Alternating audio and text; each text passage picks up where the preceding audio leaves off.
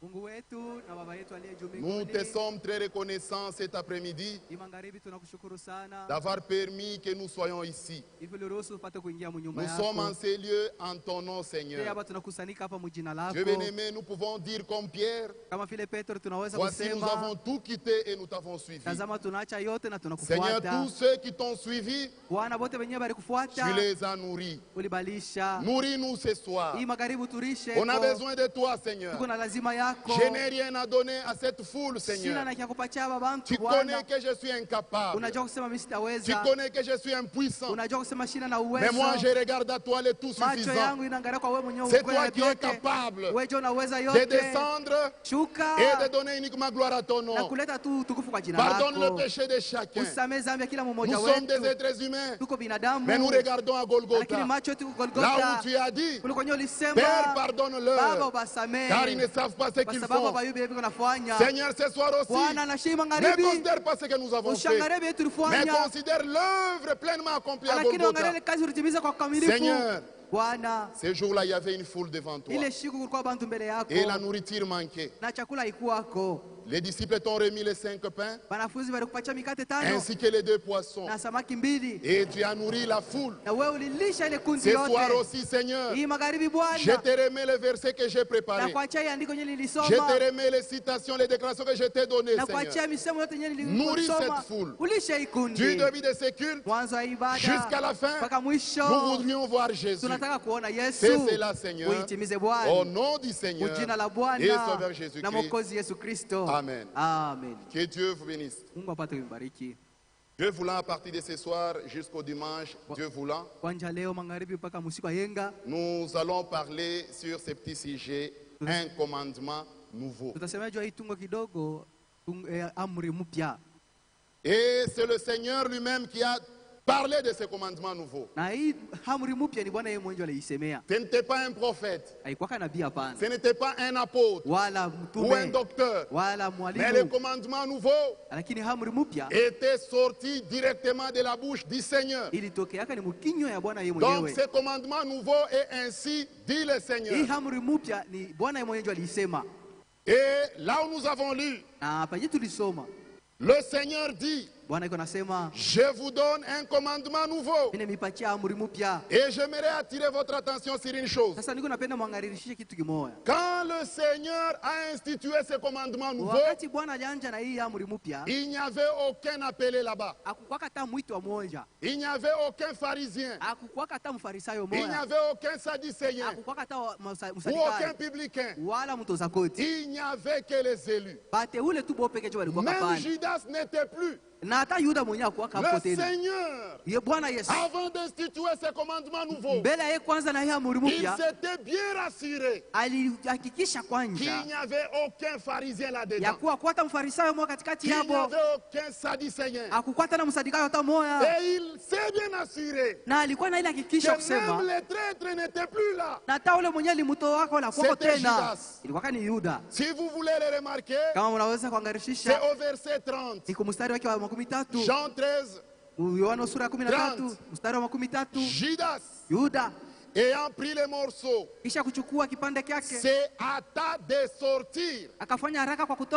Il faisait nuit. Maintenant regardez le verset 31. Lorsque Judas fut sorti, Jésus dit au verset 34, je vous donne un commandement nouveau.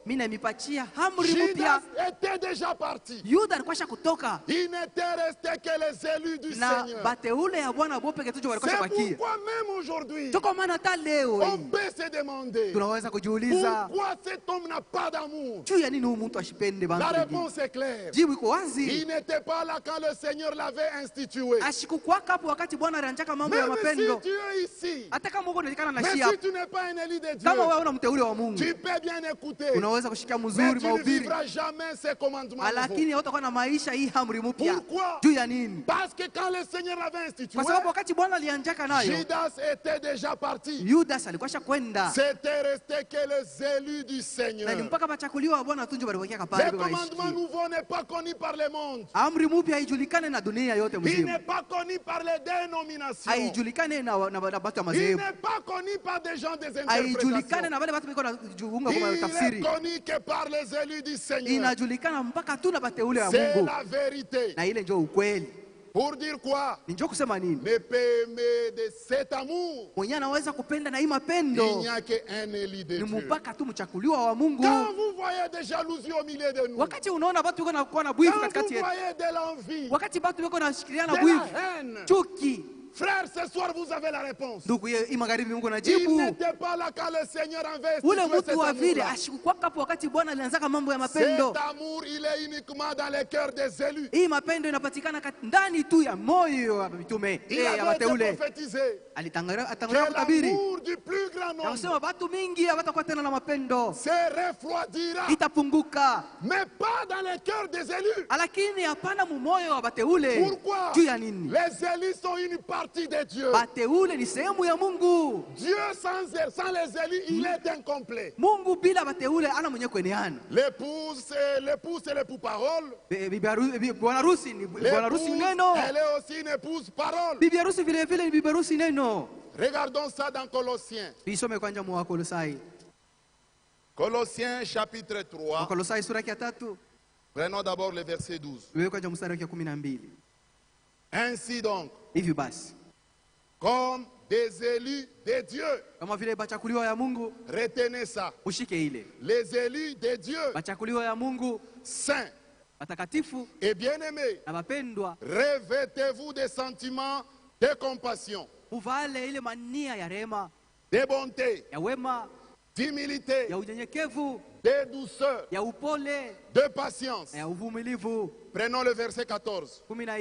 Mais par-dessus toutes ces choses, par-dessus les compassions, par-dessus la bonté, par-dessus l'humilité, par-dessus la douceur, par-dessus la patience, revêtez-vous de l'amour.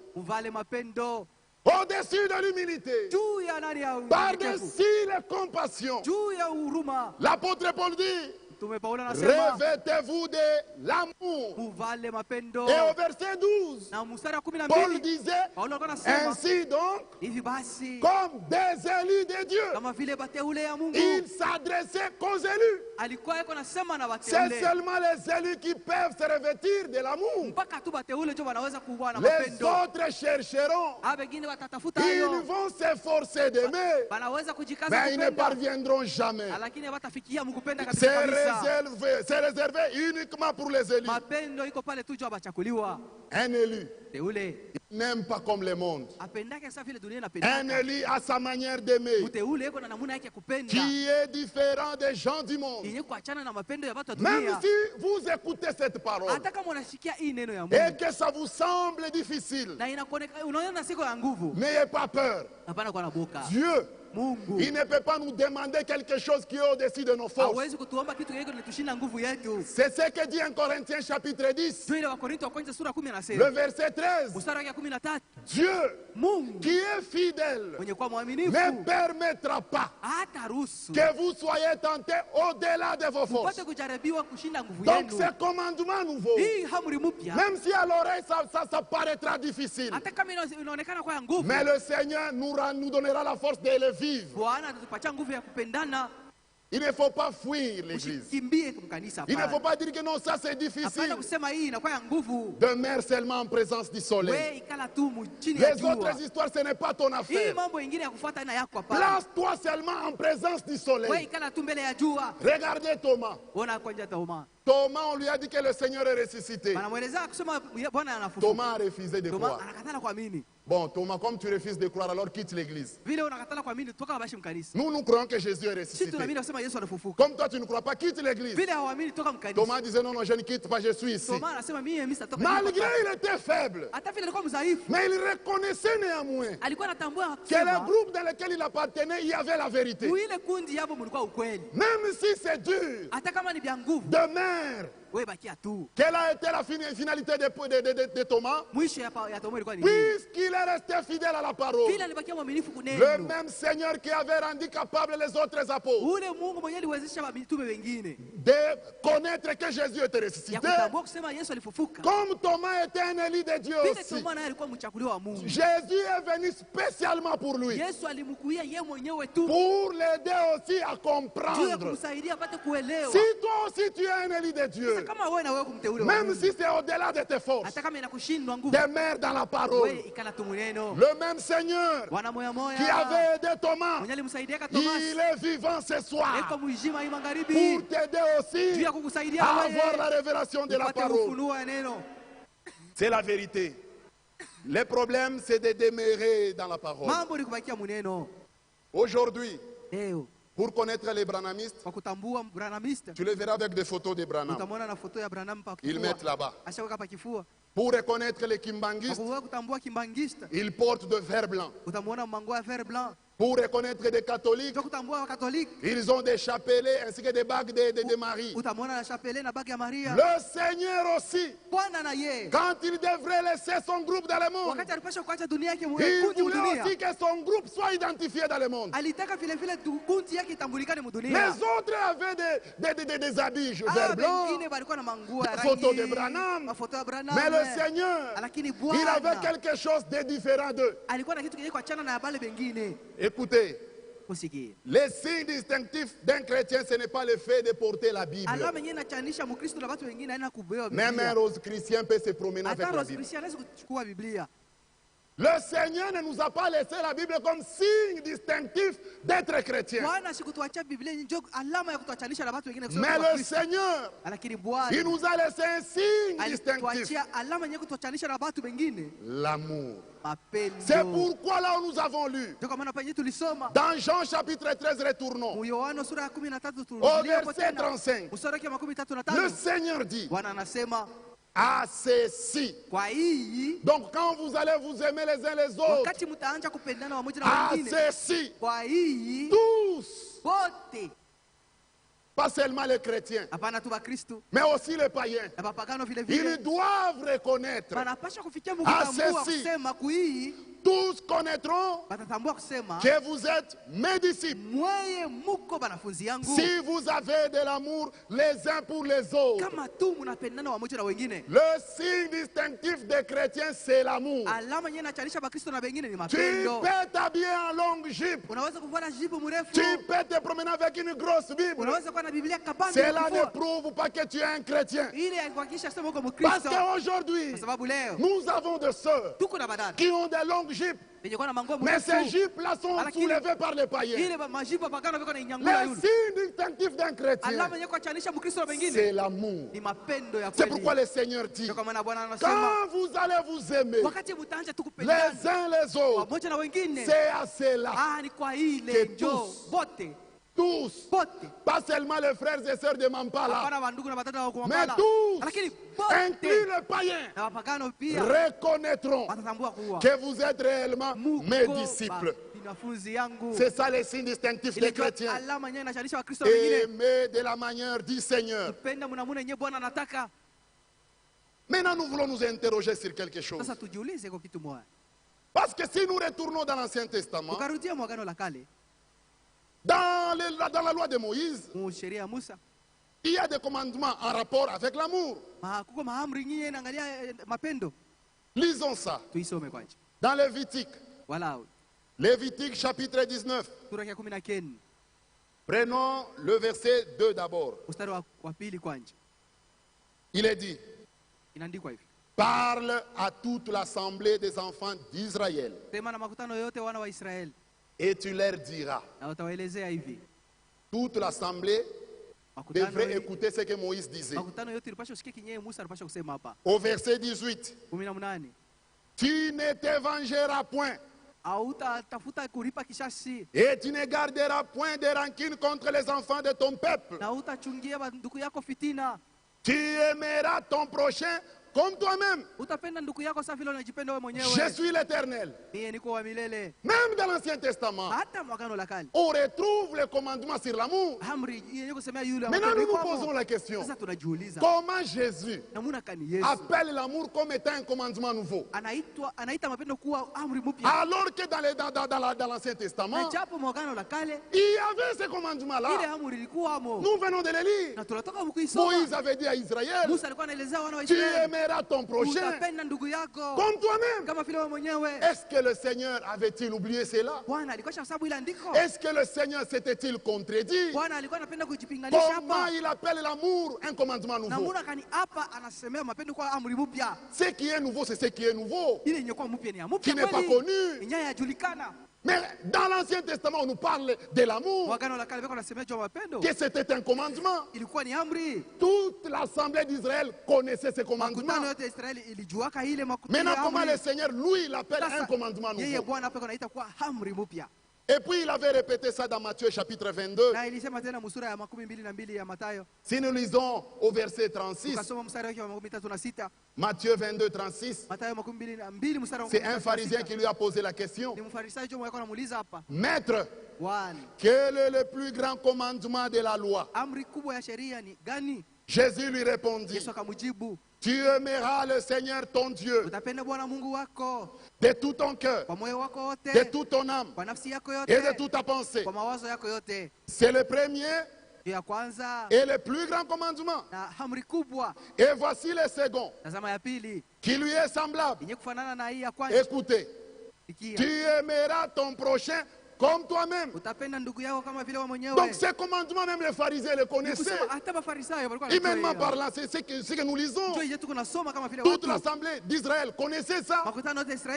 Les pharisiens, les sadducéens connaissaient ça. Mais comment le Seigneur, quand il a vu Judas sortir, il s'adresse maintenant aux élus. Je vous donne un commandement nouveau. Et ce commandement nouveau-là, c'est l'amour. Est-ce que le Seigneur avait-il oublié que l'amour c'était un ancien commandement? Non, le Seigneur ne se contredit jamais.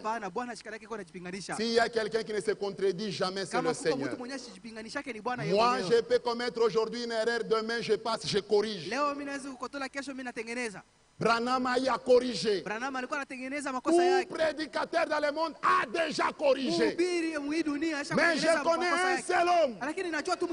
Il n'a jamais corrigé. Il ne connaît jamais d'erreur. Quand il parle, c'est la chose réelle.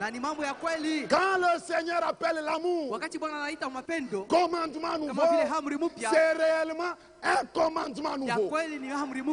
Maintenant, relisons ça par la révélation. Retournons maintenant dans Jean 13. Vous allez tous comprendre que c'était réellement un commandement nouveau.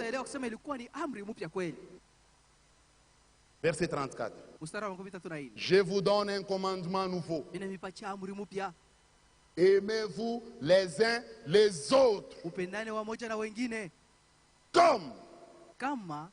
Comme je vous ai aimé. Vous remarquerez quelque chose. Dans l'Ancien Testament, c'était clair. Tu aimeras ton prochain comme toi-même. Ça, toute l'assemblée d'Israël le connaissait. Aimer son prochain comme soi-même. Mais quand Judas est sorti, le Seigneur est resté avec son église. Il dit, avec vous, je monte encore plus haut. Cette fois-ci, aimez-vous les uns les autres, pas comme vous-même, mais comme moi je vous ai aimé. Là c'est différent. De l'autre côté c'était aimer par rapport à soi-même. Mais dans les commandements nouveaux, ce n'était pas par rapport à soi-même, mais il fallait aimer par rapport au Seigneur. Et là c'est un commandement nouveau. J'aime manger. J'aime manger. Je peux te donner aussi à manger. Pourquoi je peux te donner? Parce que moi aussi j'aime ça. Je dois t'aimer comme j'aime moi-même. J'aime manger, je te donne aussi à manger. Comme j'aime me vêtir. Et il faut que je t'aime toi comme moi-même. Donc je dois te donner aussi les vêtements. Là, c'est ce qui était dit dans l'Ancien Testament. Mais dans la Nouvelle Alliance, devant ses élus, le Seigneur est monté encore plus haut. Parce que les élus, ce sont les aigles. Ils ne mangent pas en bas. Ils mangent en hauteur là-bas. Alléluia. Là où les aigles mangent, il y a un air différent de l'air d'en bas. Et le Seigneur leur dit, aimez-vous les uns les autres comme je vous ai aimé. Regardez, j'aime manger, je te donne toi à manger. Mais je n'aime pas la prison. Donc je ne peux pas entrer pour toi en prison. Je suis honnête vis-à-vis de moi-même. Je n'aime pas la prison. Comme moi, je n'aime pas la prison. Donc je n'entrerai jamais à ta place en prison. Si on t'arrête que tu as violé une fille, je n'entrerai pas pour toi dans la prison. Tu iras seul. Pourquoi? Parce que je n'aime pas la prison. Et on va t'exécuter à cause de ce que tu as fait. Comme moi, je n'aime pas la mort. Je ne peux pas mourir pour toi. Je dois t'aimer comme j'aime moi-même. Mais avec le Seigneur, c'était différent. Toi, tu as péché. Le Seigneur est mort. Toi, tu as volé. Lui est entré en toi en prison. Là, c'est un amour différent. Et il nous dit maintenant, nous les élus, aimez-vous les uns les autres. Comme moi je vous ai aimé. Là c'est un commandement nouveau. Nous avons commis des bêtises. Mais le Seigneur est mort à notre place. Nous devions descendre là dans les enfers. Mais le Seigneur a pris notre place. C'est un amour différent. Quand tu étais encore fumeur de chanvre quelque part, quand tu étais prostitué quelque part, dans cette condition-là, le Seigneur t'a aimé. Il n'a pas attendu que tu le croies d'abord. La Bible dit, quand nous étions encore des impies, Christ, au temps convenant, il est mort pour des péchés. C'est un amour hors du commun. Un amour différent. Ne peut aimer de la sorte qu'un élu de Dieu seulement. Les autres vont fabriquer, mais ça va s'arrêter. Il faut être un élu.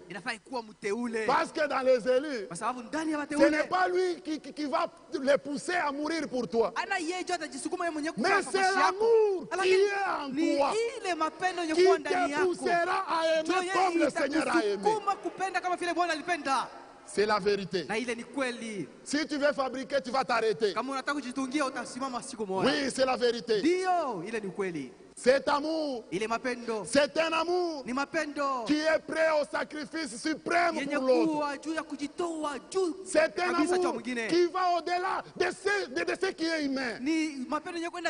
C'est un amour surnaturel. Il ne se retrouve que dans les élus. C'est vrai. Cet amour, c'est un amour qui est prêt au sacrifice suprême pour l'autre. Dans Jean chapitre 15, le verset 12 et 13, le Seigneur dit, c'est ici mon commandement.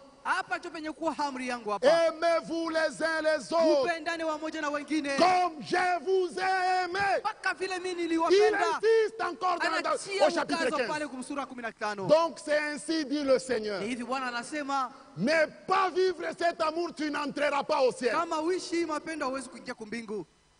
Il dit, anasema aimez-vous les uns les autres upendani wa moja na comme wengine je vous ai mpaka aimé. vile mimi niliwapenda. Il n'y a pas de plus grand amour Hakuna mapendo kubwa que de donner sa vie pour ses amis. ikushinda ile ya kutoa uzima juu ya C'est un amour rafiki. Ni surnaturel. mapendo ya kiroho ile. C'est un amour hors du Ni commun. mapendo yenye kuachana na hii ya kawaida. Tu peux me donner à manger, Unaweza kunipatia mais tu chakula n'as pas le commandement nouveau en toi. lakini unakosa ile mapendo Tu ya amri peux me mpya ndani yako. transporter dans ton vaincu, Unaweza kunibeba mgari mais yako n'ayant pas l'amour divin en lakini toi. unashindwa kuwa na ile mapendo ya Mungu.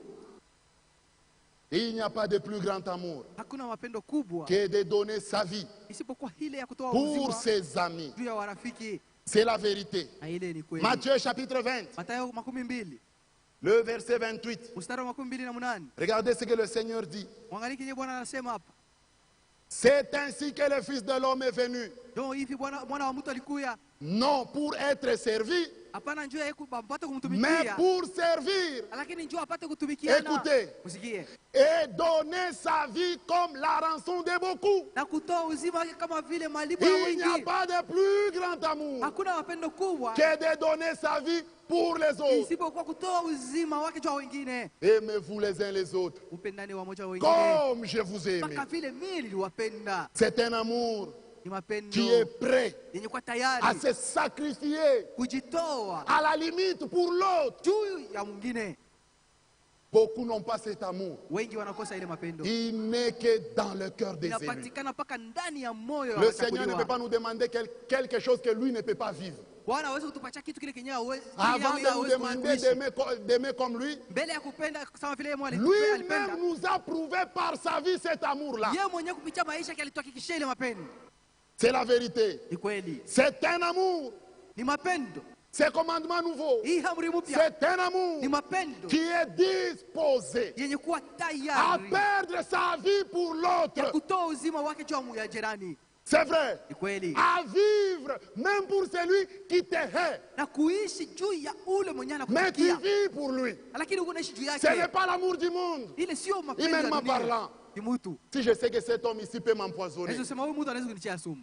humainement je veux commencer à l'éviter. Kama vile mtu bila Il kukimbia. vient chez moi, je dis je ne suis pas là. Anakuja kwangu mimi namfuchama. Parce que tu sais que d'un moment à un autre, il peut me tuer. Mimi anaweza kunyua saa yoyote. Mais cet amour Sasa hii mapendo te poussera même itakusukuma à vivre pour celui qui te hait. ya kuishi hata juu ya ule mwenye anakuchukia. Parce que dans les commandements Kwa nouveaux, sababu ndani ya mapendo il n'y amri a pas mpya d'ennemi. hamuna adui. Rien que dans les commandements nouveaux, il n'y a pas d'ennemi. Mapendo ya amri mpya Dans hamuna adui. l'église locale, oh, il y a d'ennemis ici. Mui kanisa ya pale muko bandu. Frères, Adui. croyez-moi, Duku il y mnyamini. a des frères et sœurs qui ne se parlent pas ici. Hapa kwa bandu na batata benya basumuri yake. Mais ils sont quand même dans l'église. Lakini banapatikana Ils wote se kwa kanisa. préparent pour aller au Na ciel. beko nasema beko najitayarisha kwenda Aimez-vous kumbingu. les uns les autres Pendani wa moja na wengine. comme je vous ai Kama aimé. vile niliwapenda.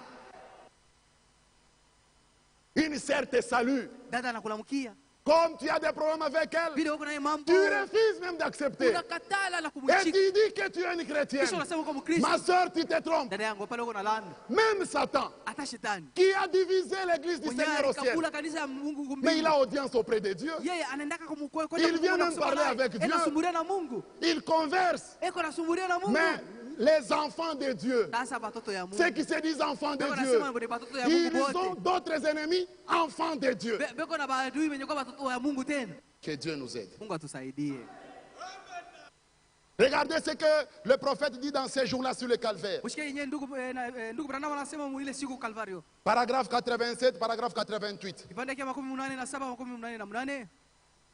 Eh bien, frère Branham, Mzuri ndugu Branham. je peux vivre pour ces frères-ci Mimi naweza kuishi juu ya huyu ndugu huyu. parce que c'est un homme vraiment sympathique. Sababu ni ndugu mwema kabisa. Muntu mzuri, n'est-ce pas? Ana vile. Regardez maintenant la réponse de Sasa frère mshike Branham. jibu ya ndugu Branham. Vivez pour l'homme qui vous hait. Wewe ishi juu ya ule mwenye anakuchukia. Vivez pour la personne qui vous tuerait si elle le pouvait. Ishi juu ya ule mtu ule mwenye anaweza kukua kama anaweza kukua. Ça, rien que les élus peuvent vivre ainsi. Bateule toujours wanaweza kuishi hivi. Frères, ne soyons pas hypocrites. Ndugu tusiwe batafiki Toi, hapa. tu sais que celui-ci peut t'empoisonner. Unaiwa sema huyu anaweza kutilia sumu. Mais tu vis pour lui. Lakini unaishi Non, juu là, yake. il faut l'intervention du Pale Seigneur. mpaka msaada ya Mungu. Mais le Seigneur, Lakini Bwana il savait que Judas va le trahir. alijua akasema nani Yuda Il atamtoa. vivait pour lui. Na alikuwa anaishi juu yake. Un jour, on est venu demander l'impôt à Jésus. Siku moja alikuwa kulomba kodi kwa Yesu. Jésus sachant que mon trésorier ici c'est un voleur, il ne voulait pas le diffamer. Parce que cet amour protège toujours l'autre. C'est ça cet amour. Dieu veut te tuer. Christ se présente et lui-même meurt à ta place. C'est un amour qui protège l'autre, qui se livre soi-même. Le Seigneur a su que Judas a déjà volé l'argent de la caisse. Mais si je lui dis, Judas, donne l'argent, on paye l'impôt, je vais le diffamer. Il dit, Pierre, viens, va pêcher. Les premiers poissons que tu prendras, ouvre dans sa bouche. Tu trouveras l'argent, viens, tu payes l'impôt pour toi et pour moi. C'est un amour qui protège toujours l'autre. Un amour hors du commun.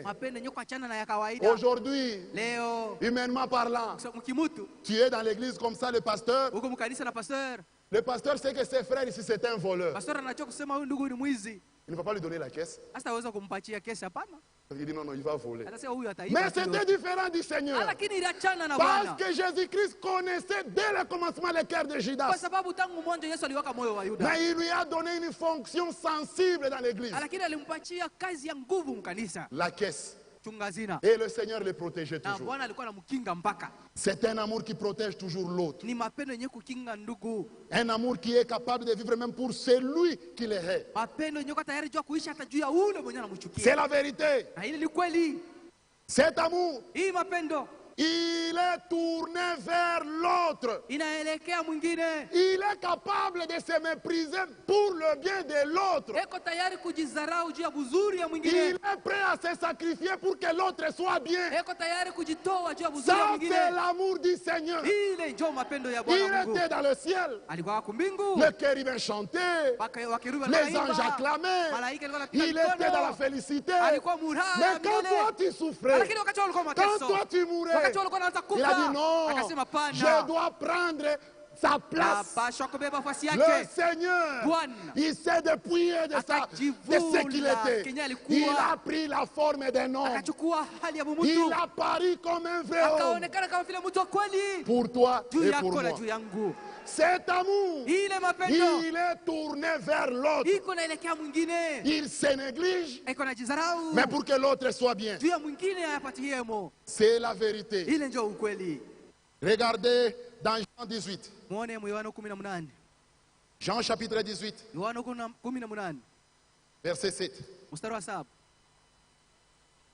Il leur demanda de nouveau, qui cherchez-vous? Et il dit, Jésus de Nazareth. Jésus répondit, je vous ai dit que c'est moi. Si donc c'est moi que vous cherchez, laissez aller ceci. Un amour qui protège l'autre, qui se livre soi-même. Il dit, si c'est moi que vous cherchez, laissez les autres partir. Laissez Pierre, Matthieu partir. Arrêtez-moi. C'est ça ce commandement nouveau. Si cet amour est en toi, tu protégeras toujours l'autre. Tu te livreras pour l'autre. Aimez-vous les uns les autres. Comme moi, Jésus, je vous ai aimé. Comment nous a-t-il aimé? Il nous a protégés. Il se livre pour nous. Mais aujourd'hui, ce que nous voyons dans nos églises, c'est grave. Au lieu de se protéger les uns les autres. Mais nous étant les membres de l'église de Mampala, mais nous nous livrons. Dans ta famille, on critique, peut-être ta famille avait vu un frère mal vivre. On commence à les critiquer. Dans ta famille, c'est une famille païenne. On commence à les critiquer. Et toi aussi, frère de la même église, tu commences à faire aussi des commentaires. Oui, ce frère-là, maman, je vous dis, ce frère-là, c'est un aventurier. Ce jour, il était allé chez les bergers avec tel dossier. Et tu parles ça à ta famille païenne. Mon frère, ma soeur, tu te fermes toi-même le ciel. Même si le frère a commis des dégâts, que les Égyptiens ne l'apprennent pas. Que les Égyptiens ne la prennent pas. Mais aujourd'hui, le frère critique même le frère dans leur famille païenne. Ça, Jésus ne l'a jamais fait. Jésus savait que Judas était voleur. Il n'a jamais dit ça à Pierre. Jusqu'à ce que Jésus a quitté la terre. Il ne l'a jamais dit à Pierre. Il l'a protégé. Ce n'est pas ce que nous voyons aujourd'hui. Des gens, on ne se protège plus. La nature elle-même ne peut pas vous enseigner. Si tu sors dans la maison, tu te rends compte que le pantalon s'est déchiré dans une partie insensible, là où c'est la partie qu'on cache généralement. Tu ne vas pas aller commencer à te présenter tout en montrant ça. Le corps sait. Il y a un membre de notre corps qui est en danger. Toutes les autres parties du corps protègent la partie qui est en panne. Mais ce n'est pas ce que nous vivons dans l'église de Jésus. On a deux frères qui sont même prêts d'aller en justice avec la femme. Oh, on doit divorcer. En justice. Dieu voit ça. Écoutez, Église, nous ne sommes pas dans un poulailler, mais nous sommes dans l'Église du Dieu vivant. Écoutez, notre roi vit éternellement. C'est du temps des juges dans la Bible où chacun faisait ce qui lui plaisait. Pourquoi? Parce que le roi n'était pas là. Mais dans le royaume de Jésus, lui-même le roi est vivant. Nous n'avons pas le droit de faire n'importe quoi dans l'église du Seigneur. De frères qui s'amènent en justice. Ça, ce n'est pas la parole du Seigneur. C'est vrai. Saint Jean et Saint Pierre, ils ont eu des problèmes. Ils s'amènent en justice. Le démon est là, en toge noire et cravate blanche. Il venait d'abord de prendre 3 bouteilles d'un Simba là-bas. Il a fumé du chanvre pendant 1 heure. Et il se tient à la barre. Saint Jean et Saint Pierre, ils s'entrequisent. Maître, c'est lui qui a fait. Le maître, un païen. Ça, c'est la trahison. À moins que vous vous repentiez. Cet amour, il est prêt à protéger l'autre. Même s'il y a un problème en train de vous chamailler. Et les policiers viennent. Ils veulent arrêter un autre frère. Les frères avec qui tu t'es chamaillé. Cet amour en toi te poussera à dire aux policiers: non, non, policier, il n'y a rien. On est en train de parler sur quelque chose. Il n'y a rien. Cet amour protégera toujours l'autre. Mais aujourd'hui, on s'amène en justice. Et des incirconcis qui jugent les circoncis. Écoutez, les droits des décroyants, c'est dans les limites de la parole de Dieu. Le droit d'un chrétien ne doit pas dépasser la Bible. Oui, Christ nous a affranchis. Oui, nous sommes libres, mais dans les limites des Écritures. Regardez ce que Frère Franck dit dans la lettre circulaire 41. Je vous demanderai de lire cette lettre circulaire. Jusque le dimanche, lisez, ça va vous aider. Lettre circulaire 41. Page 7 et page 8. Je lis et j'arrête. En Israël, les anciens, assis à la porte de la ville, prononçaient les droits en tant que juge et chef.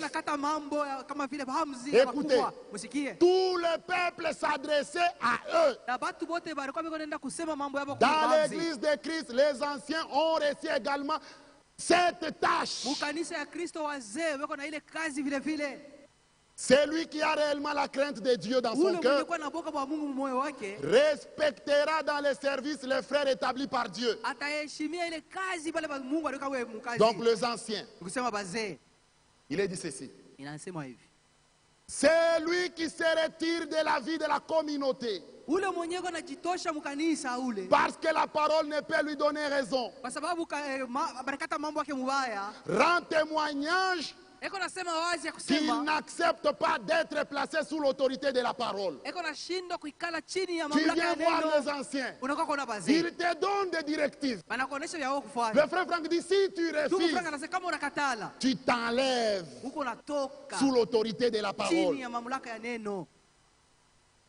Mais qu'il se considère au contraire comme étant au-dessus de la parole. Na pale eko najiona useme eko yule ya neno. Il est juste de se demander Na pale anaweza kujiuliza si de telles personnes kama watu wa vile peuvent être membres du corps du Seigneur. wanaweza kuwa vya kweli tu ba memba. L'ancien te dit ce que tu dois faire. Mzee eko nakuonesha vya Mais kufanya. toi, tu sors, tu fais le Wewe contraire. unatoka unafanya kinyume. Franck se pose la question, Franck alikuwa anajiuliza, est-ce que tu es réellement dans le corps du wewe tu Seigneur? vya kweli uko mwili ya Kristo? Mais, en Lakini, fait, le droit d'un croyant halali ya mwaminifu n'existe que dans les limites établies par la parole de iko tu Dieu. mipaka ya neno la Mungu. C'est lui qui sort de ses limites, Ule mwenyewe unatoka mipaka ya neno la Mungu. quitte les fondements bibliques Eko natoka pa msingi ya et Biblia. se soustrait à la conduite du Na Saint-Esprit. yeye mwenyewe eko natoka chini Quand ya les uongozi anciens wa Roho t'ont donné Mtakatifu. une certaine directive, Wakati wazee wanakupatia si mgambo ya tu es kutongoza, réellement dans le corps du kama kweli Seigneur, uko mwili wa tu Bwana, t'arrangeras à ça. wewe utajipanga kuile. Écoutez maintenant, Msikie sasa. aucun croyant, Mwaminifu hata moya. je crois que ce soir je m'adresse aux croyants, Na waza hii magharibi niko nasema mbele ya waaminifu. aucun croyant Mwaminifu hata moya ne doit chercher hawezi kutafuta à faire valoir ses droits à l'égard de son frère kujipatia sheria juu ya ndugu yake apate ou kupata de sa kosa sœur en Christ au dada yake Mkristo, par les moyens d'un avocat juu ya kujipatia kama avoka fulani ou devant une cour de justice. au mbele ya parquet. Ce que j'ai lu, ça concerne les croyants. Hii ni mambo inaangalia baba waaminifu Pas les tu. autres, ça Hapana concerne les wengine. croyants. Inaangalia paka waaminifu tu. Paul a repris les croyants qui faisaient valoir leurs droits devant les juges incrédules. Paulo alikemea wale waaminifu wale wenye wanazopenda kujipatia sheria mbele ya Plutôt que d'avoir cherché à le faire auprès des saints. kuliko kwenda kuitafuta mbele ya watakatifu. Tous ceux qui cherchent à faire valoir leurs droits devant des juges non Wale wote croyants, wenye wanaenda kushtaki wengine mbele ya waamuzi wa écoutez, pagano, ce mshikie. n'est pas moi qui l'ai dit. Ana mimi nasema hapo. Tous ceux qui cherchent Wale wote à faire valoir leurs droits kujipatia sheria devant des juges non croyants mbele ya waamuzi wa pagano, méprisent Dieu et sa parole. wanadharau Mungu na neno yake. Dieu n'est pas fou de vous avoir donné des anciens. Mungu anawapazimu wakati alimpatia wazee. Dieu n'est pas fou de vous avoir donné les diacres. Mungu anawapazimu wakati alimpatia Le Seigneur washemashi. savait Mungu alijua qu'il y akasema aurait des problèmes dans son mambo église. haitakosa mkanisa. Il a donné des sages, Akaleta wamenyekwa les hekima, anciens. wazee. Il a donné les diacres. Akaleta Quand quelqu'un washemashi. part en justice Wakati mtu anaenda pour un kuparke cas de divorce ou pour un autre juu ya cas, kukata ndoa yake au mambo en mengine, d'autres termes, mnamuna ingine il dit que les anciens ne sont pas sages. yako nasema hawa wazee wa Ils mkanisa ne wana sont pas hekima, capables de me donner solution. hawawezi kunipatia jibu Les la diacres kufaa. n'en parlons même pas. Washemashi jo Ils usiseme sont hata kusema. incapables. Hawawezi. Au moins cet incrédule-là, Wakati ule mwenye siamini ule, ça c'est mépriser Dieu ili ni kudharau Mungu et sa parole. na neno yake. Car ceux qui font ça, Wale wenye kufanya vile ils exposent l'église du Seigneur beko nazaraulisha kanisa ya Mungu à la moquerie des incrédules mbele ya baba benye et basiamini, jettent ainsi des perles au pourceau. na hivi bena tolea vitu vya bei kwa wale wenye bashibo bei, Aucun de ceux qui, na mmoja wasio hata mmoja en wao connaissance des causes, juu ya sababu fulani, c'est-à-dire volontairement, juu kwa mapenzi yake foule au pied la parole de Dieu, anakanyanga neno la Mungu, ne sortira pas là impuni. hasta toka pale bila kuapizwa. Celui qui a recours à un juge de ce monde Ule mwenye anaenda mbele ya mwamuzi wake wa dunia rend nul le droit divin. eko navunja halali ya Quand Mungu. toi tu le fais, Ukifanya vile sache que tu ne sortiras pas là impuni. huyo kusema usitoka pale bila C'est le kuapizwa. docteur qui l'a dit. Huyu ni mwalimu ndio alisema. Paul hivyo. dit, Paulo est-ce qu'il n'y anasema il n'y a pas parmi vous quelques sages qui peut prononcer un jugement entre hakuna vous? baba penye kwa na hekima katikati yenu C'est kata une mambo honte. yenu. Ni haya. Et maintenant les juges incrédules, Kisha ule mwamuzi ule mpagano Branamisto yo sema huyu branamista huyu Azandumba, admina mwasi ya Branami ya nani mususwa. alitoka na bibi wa ndugu wa branamista mwingine. Oh, huyu, ego mumubambe. Arrêtez cette Huyu hypocrisie. kwevi. Celui-ci est comme Et ça, il est là, coupable de ceci et de tu as cela. donné gloire à qui? Na pale unatupi À unapacha cause sifa des nani? choses du monde. Juu ya vitu ya dunia. Mais sache, Lakini ujue. même si le juge là va te donner raison, Hata kama anakukatia mambo il mzuri. reste encore un autre juge dans le ciel. Yuko maamuzi mwingine anabakia Il n'y mbingu. a rien que les anciens ne peuvent pas traiter. Hakuna ile nyewe maamuzi ya Si tu les dévies, kama tu unabakatala tu kwa te wafata. fermes toi-même le Wewe ciel. unajifungia mbingu Ces wewe mwenyewe. commandements nouveaux, Hii amri mpya il protège l'autre. iko na kinga mwingine. Même si Judas est voleur, Hata kama Yuda ni le mwizi. Seigneur ne l'a jamais trahi. Bwana hayamtowaka Ta yeye. propre femme, tu l'amènes en Bibi justice. yako mwenyewe unampeleka mbele ya parquet. Ce mariage-là a été béni par les anciens Na ici. japo hii ndoa hii bazee baribarikiaka hapa mbele. En d'autres termes, tu dis que les anciens sont Muna incompétents. wengine wanasema baba wale bazee Il faut les bana païens. nguvu. Inafaa tu wapagani. Que Dieu nous aide. Mungu atusaidie. Que Dieu vous bénisse. Mungu amebariki.